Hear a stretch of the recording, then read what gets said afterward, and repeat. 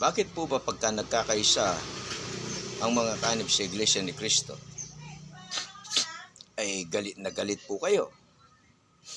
Ang totoo niyan, hindi naman kayo ang sinasabihan na magkipagkaisa. Kaming mga kanib sa Iglesia ni Cristo at kami sa aming pagkikipagkaisa sa pasyon ng pamamahala ay nagagalak kami, tuwang-tuwa kami.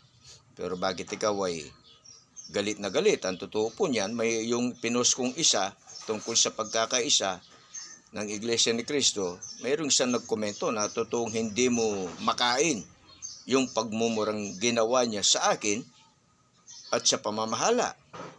Kaya dinilit ko po kaagad yon at binlock ko na yung taong yon. Binlock ko na kasi talagang yung pagsasalita niya ay hindi mo makain. Yung mga komento niya, talagang todo mura sa akin at sa pamamahala maging sa Iglesia ni Cristo. Nagtataka lang naman po ako at ako'y magtatanong sa inyo, bakit po ba nagagalit kayo? Lalo na sa panong eleksyon pagka kami nagkakaisa.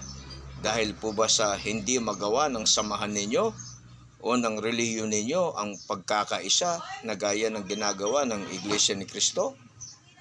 O baka naman dahil hindi nadala yung mga kandidatong gusto ninyo, kaya gano'n na lang ang galit ninyo sa Iglesia ni Cristo?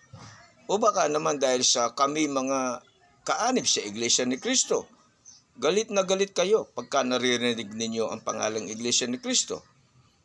Ang totoo po niyan, kung bakit kami nagkakaisa, sapagkat sinusunod namin ang utos ng Panginoon Diyos na dapat yung kanyang mga lingkod ay mga lubos sa isa lamang pag-iisip at isa lamang paghatol. Sinusunod namin ang utos ng Diyos. Mayroon kaming isa lamang pag-iisip. Pagka po ba iisa ang pag-iisip, kanya-kanya po ba yun? Hindi po. Pagka po ba iisa lamang paghatol, kanya-kanya po ba yun? Hindi po. Hindi kanya-kanya yun. Hindi bahagi yun. Tandaan po natin, napakasama na ang mga lingkod ng Diyos ay magkakabahabahagi. Hindi po ikapagiging dapat sa Panginoon Diyos yan. Kaya kami po ay mayroon lamang isang pag-iisip. Isang pag-iisip lang at isa lamang paghatol. At yung paghatol ay kasama dyan yung pagboto. Sapagkat expression of judgment ang pagboto. Paghatol. Kaya nagkakaisa po kami. Paano kami nagkakaisa? Pagka nagpasya na ang pamamahala. Kung sino dadalhin namin ay sinusunod namin. Kami po ba ay hindi malaya sa pagsunod namin sa pasya ng pamamahala? Unang-una, kapag ang lahat ay nagpapasya, paano magkakaroon ng pagkakaisa yon? Kanya-kanya na yon. Kaya iisa lamang dapat ang magpasya, ang pamamahala. At sa kanyang pagpapasya ay inuudyokan ng Espiritu Santo. Kung hindi mo matanggap yan, ang pananampalataya namin yan na nakasulat naman sa Biblia na ang pagpapasya ng pamamahala ay udyok ng Espiritu Santo. Nasa iyo po yan. Pero kami sumasampalataya na sa pagpapasya ng pamamahala, yan po'y udyok ng Espiritu Santo. Sabi po nila, maaring isa kayo sa nagsasabi na wala kaming kalayaan. Meron po. Sino po bang tunay na malaya?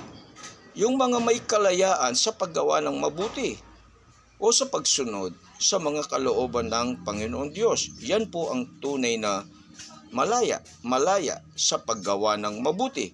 Kaya kami po'y malaya. Hindi totoo yun na hindi kami malaya.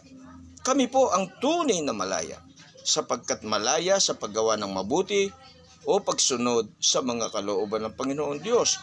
At ang pagboto at pagkakaisa, yung sama-sama at iisa ang binoboto namin kung anong ipinasya ng pamamahala, pagsunod po yun sa utos ng Panginoon Diyos. Kaya sana po ay bigyan natin ng panahon na suriin ang mga aral na aming sinasampalatayanan sa loob ng Iglesia ni Cristo, kung bakit nagagawa namin kaming mga kaanib sa Iglesia ni Cristo na magkaisa sa lahat ng sandali, sa lahat ng ginagawa namin ay nagkakaisa kami. Suriin po ninyo ang mga aral na aming sinusunod sa loob ng Iglesia ni Cristo. Maraming salamat po.